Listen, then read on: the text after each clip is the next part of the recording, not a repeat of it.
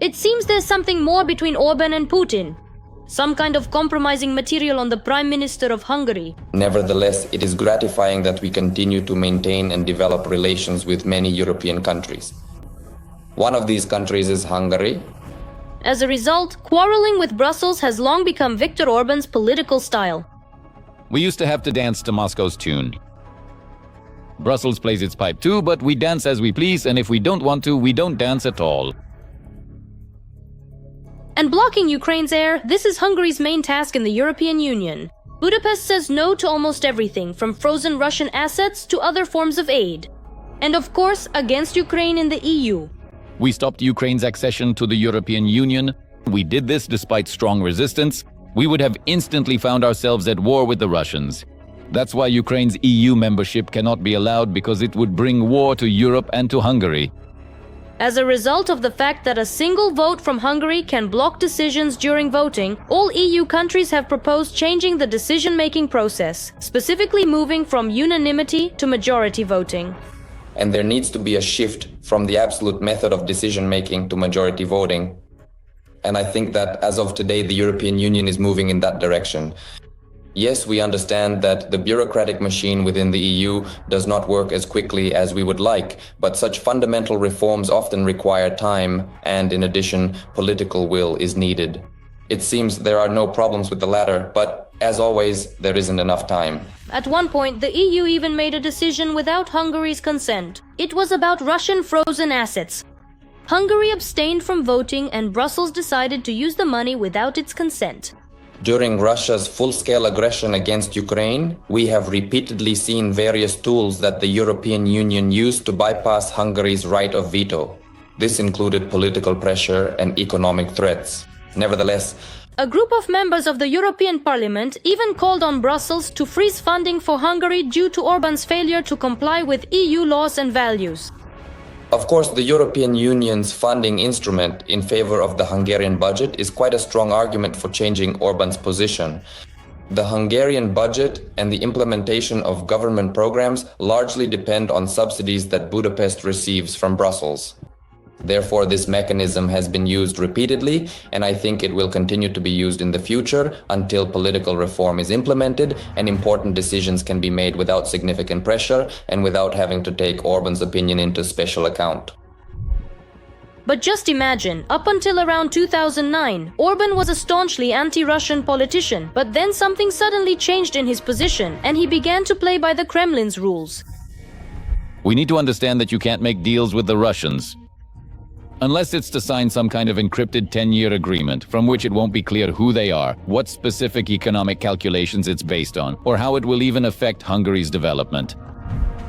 And the reason for all this is supposedly some compromising material that Putin has on Orbán, which, as reported, is what changed his rhetoric. Back in 1990, the Hungarian Prime Minister allegedly received a suitcase full of money from a Russian crime boss, and the handover itself was recorded by a hidden camera.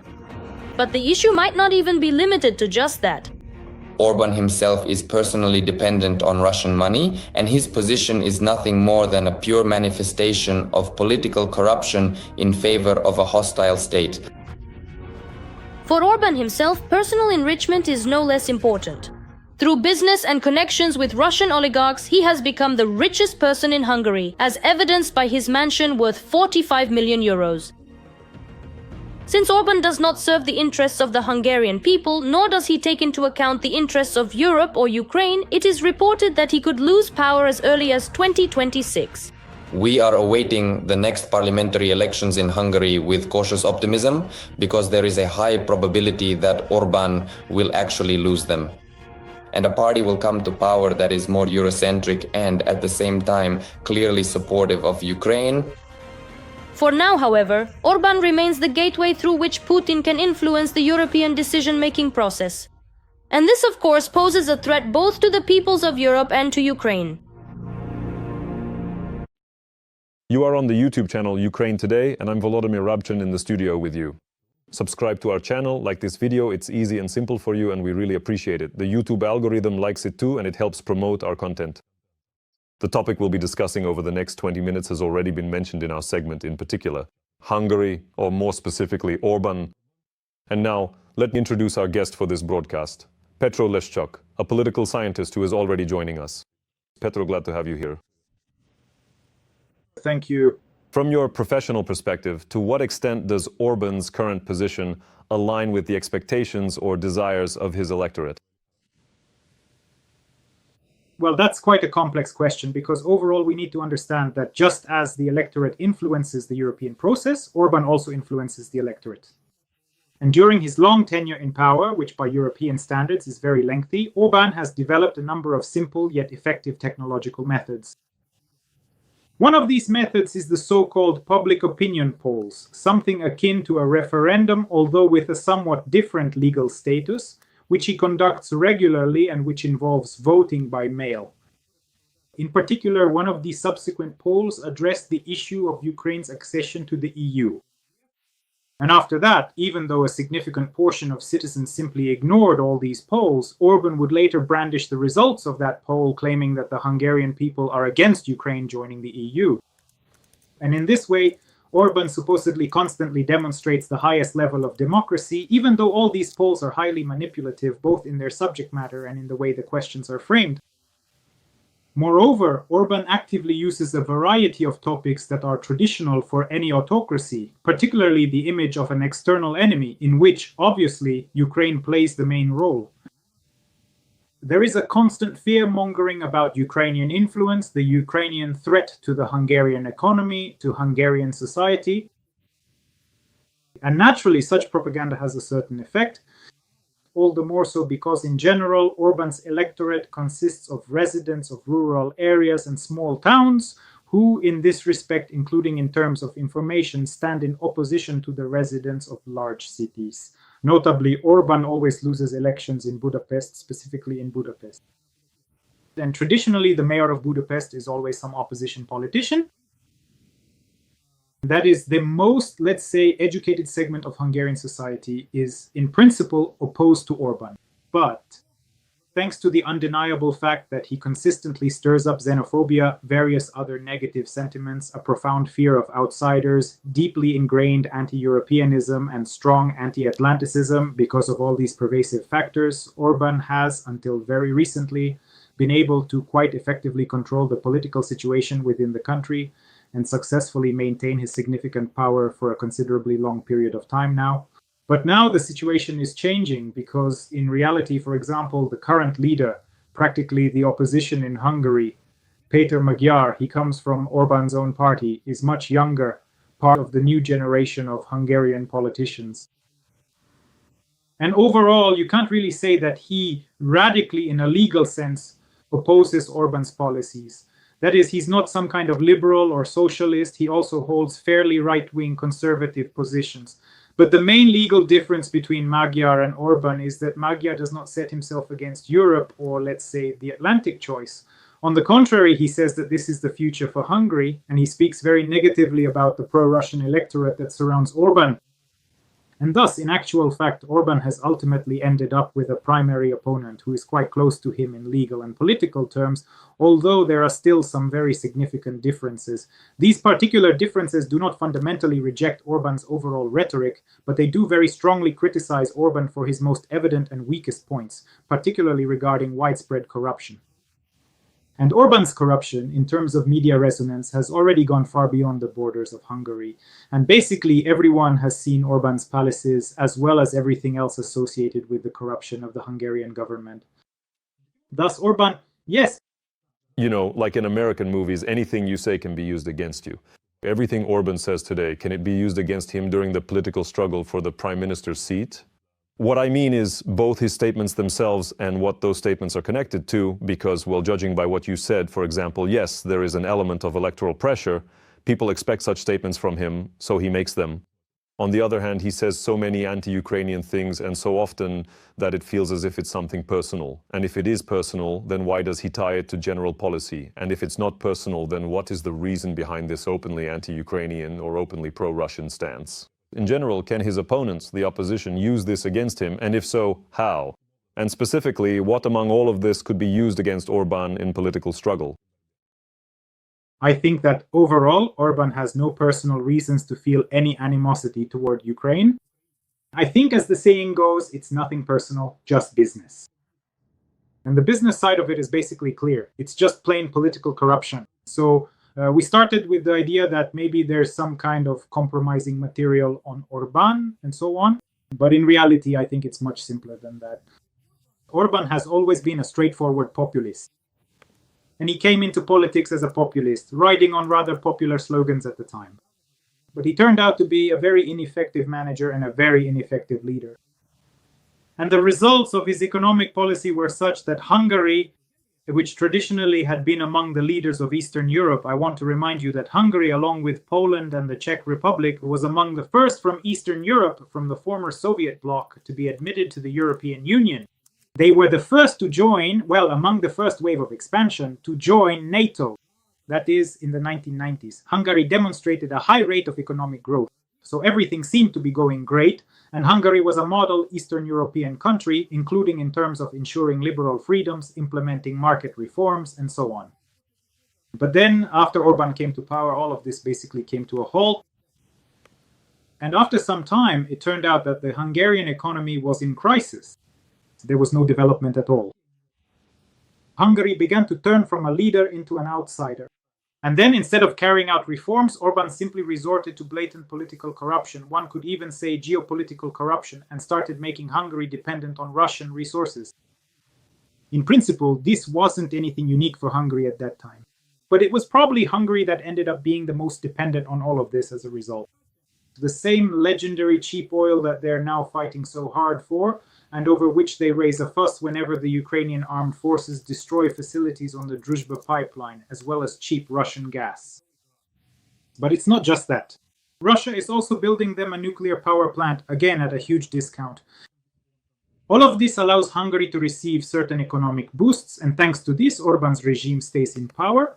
So on one hand, he gets a lot of money from the European Union, and Hungary is a very heavily subsidized country within the EU. On the other hand, they also get money from the Russians. Moreover, that's not enough for him. He also gets involved in economic projects with the Chinese.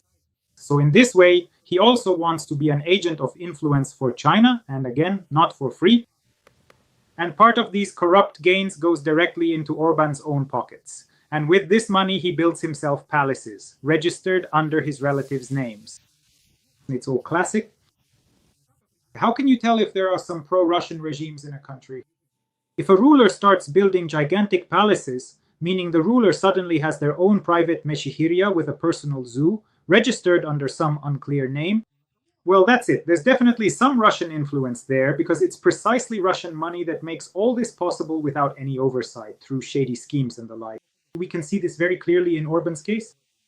If we return to your question about what he will be criticized for, I think the main pressure will come in two directions. First, corruption, and second, the fact that Orbán is essentially setting himself against Europe, which puts the Hungarian economy at risk. Because no matter how much money he gets from the Russians or the Chinese, Hungary is still fundamentally part of the European Union, and without European support, things will go badly. And Orbán is doing all this to deprive Hungary of its role and participation in the common European market. I think these are exactly the arguments that will be used against him, are already being used, and in the end could cost him his power. Okay, the level of corruption is perceived differently by different societies, but I would venture to suggest that there is a certain level that society can still tolerate without strongly demanding that their leaders abandon this corruption. Let's say yes, in exceptional cases, there is a level of corruption that is so deep that it becomes a kind of compromising material. In other words, if certain people find out about this, they can use this information to manipulate one politician or another. Do you think Orbán has compromising material of this level, specifically in the Kremlin? Regarding compromising material from the Kremlin, again, I can't make any judgments since I have no such information. To be honest, I don't think compromising material of this kind has any real impact in modern politics. Well, simply because, let's say, for example, some video is published showing that back in the 1990s, Orbán was receiving money from the Russian mafia. What happens next? Well, these are some very old stories, and honestly, I don't think that's really a decisive factor. But in Orbán's case, there is actually a very concrete material symbol of corruption. It's his palace. So you see, you rightly pointed out that society can have different perceptions of corruption. Sometimes corruption reaches truly phenomenal proportions, yet society doesn't perceive it as anything out of the ordinary. And then suddenly the issue of corruption becomes central and literally leads to the collapse of everything, to revolution, to uprising.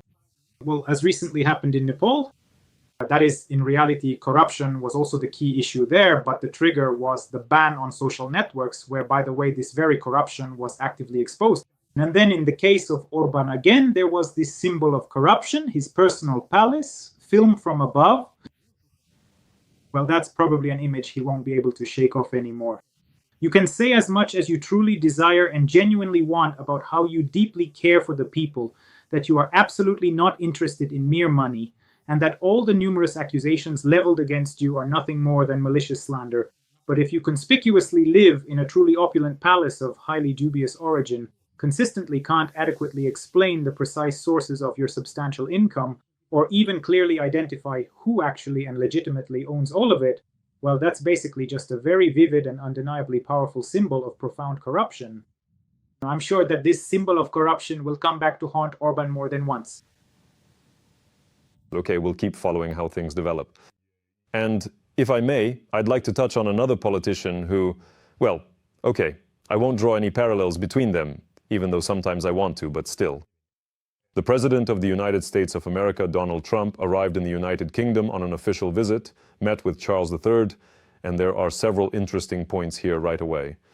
One of them is the official banquet, a state banquet, which took place, and during which Charles gave a speech and touched on the topic of Ukraine.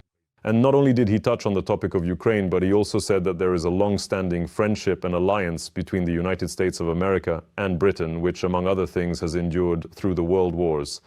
And now the continuation of the fight against this global upheaval is also happening in particular through support for Ukraine, which needs this support. At that time, Trump didn't say a word, and from his facial expression, it was hard to tell whether he liked such remarks or not, or whether he was listening attentively or not. Nevertheless, even before this meeting took place, many people were saying that it was Charles III who could influence Trump's position, or even change it, persuading him to lean more toward the Ukrainian side. From your professional point of view, is that really the case? Well, first of all, a small remark regarding whether we can draw parallels. We can, and we have grounds for that, simply because Trump himself has given us those grounds. There is no other European leader about whom Trump has spoken, and moreover spoken exclusively in a positive way. So probably the only leader of a European country whom Trump has spoken about a lot ever since his election campaign, and always in an exclusively positive way, is Orbán.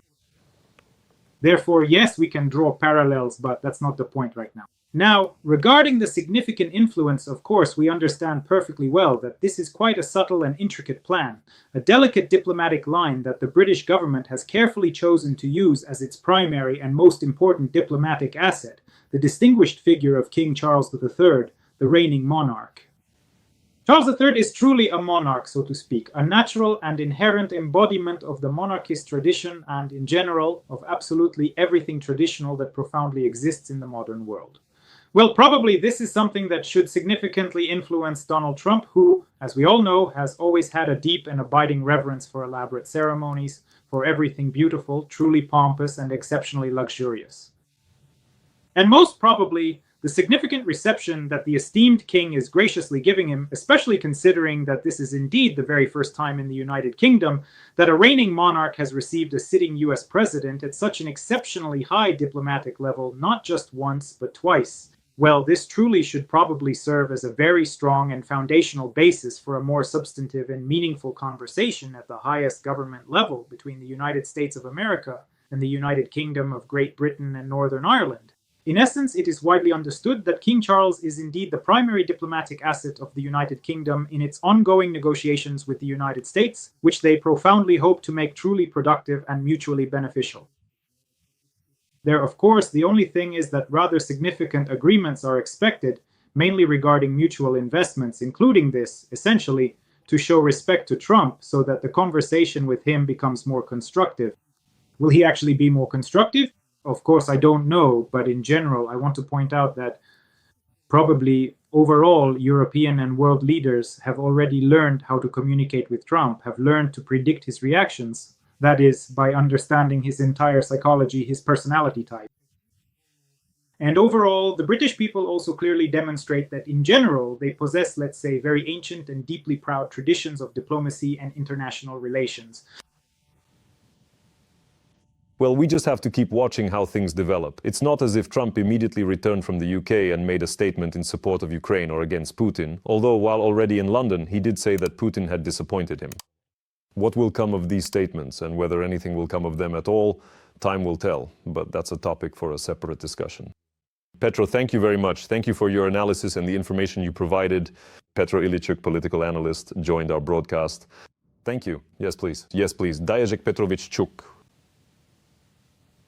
Every voice matters. Join our community, support independent journalism and help us bring you the truth from Ukraine.